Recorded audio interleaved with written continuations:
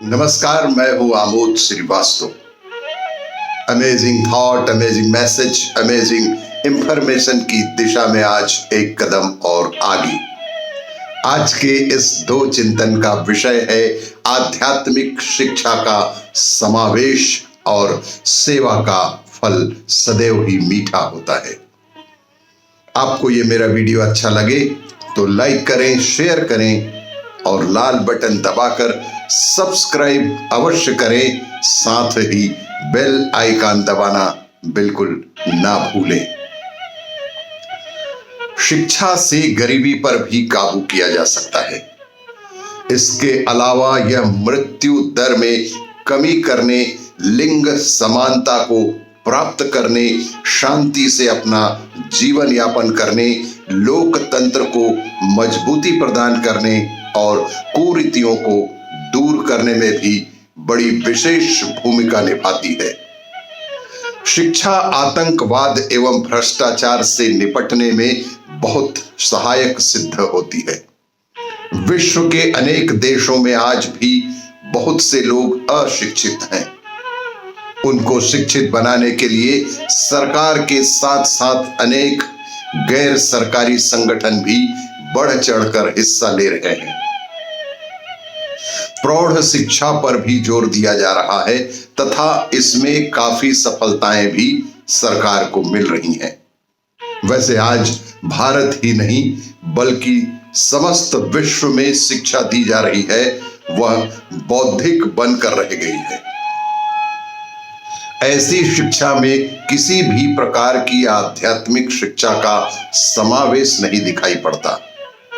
हम अतीत का इतिहास तो पढ़ाते हैं लेकिन भविष्य निर्माण की शिक्षा उन्हें नहीं दे पा रहे हैं।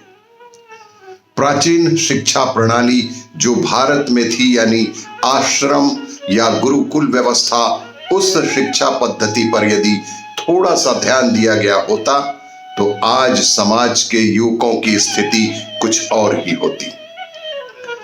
आज हर एक मनुष्य के अंदर सेवा का भाव, मानव कल्याण का भाव होता। यौगिक शिक्षा या फिर आध्यात्मिक शिक्षा के द्वारा समाज में अभूतपूर्व बदलाव लाया जा सकता है। ऐसा इसलिए क्योंकि ऐसे लोगों में असामाजिकता फैलाने का भाव ही नहीं होता, और होता भी है तो बहुत ही कम होता है, जो कि नहीं के बराबर होता है। इसके साथ ही कुछ अन्य पहलू भी है जिसके कारण शिक्षा में आध्यात्मिक शिक्षा का समावेश किया जाना चाहिए, ताकि देश और राष्ट्र निर्माण में कुछ युवा वर्ग सहयोगी बन सकें। सेवा का फल मीठा। आज के दूसरे चिंतन का विषय सेवा का फल मीठा। सेवा, उपकार, मदद का अपना एक अलग ही महत्व है।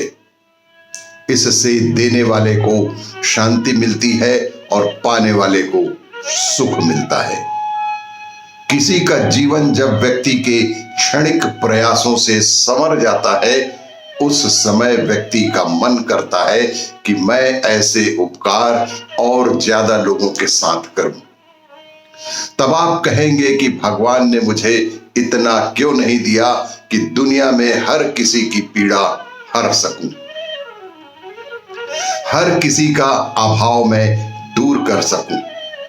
सेवा का साधारण अर्थ है कि दूसरों को ईश्वर का अंश मानते हुए उनकी भलाई के लिए कार्य करना, दूसरों की खुशी में ही अपनी खुशी को देखना, दूसरे के सुख में ही अपना सुख प्राप्त करना, दूसरों के आनंद में ही अपना आनंद प्राप्त करना।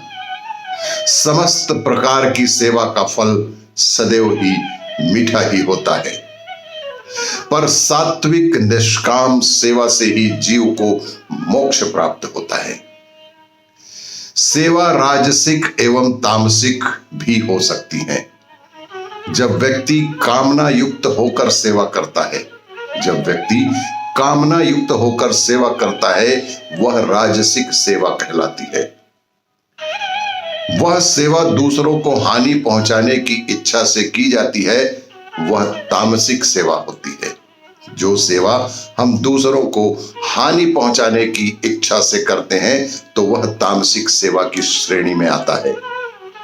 व्यक्ति झूठ, छल, कपट का सहारा लेकर ढोंग तो सेवा का करता है, पर वास्तव में उसका भाव दूसरों का अहित करना होता है।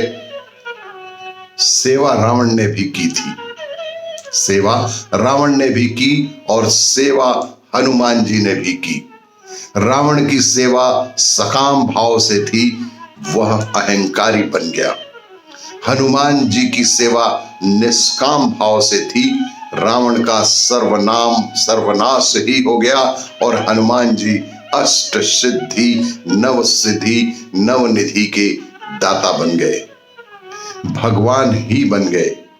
व्यक्ति को तामसिक सेवा तो कभी नहीं करनी चाहिए और सदैव ही राजसिक सेवा के लिए तत्पर होना चाहिए।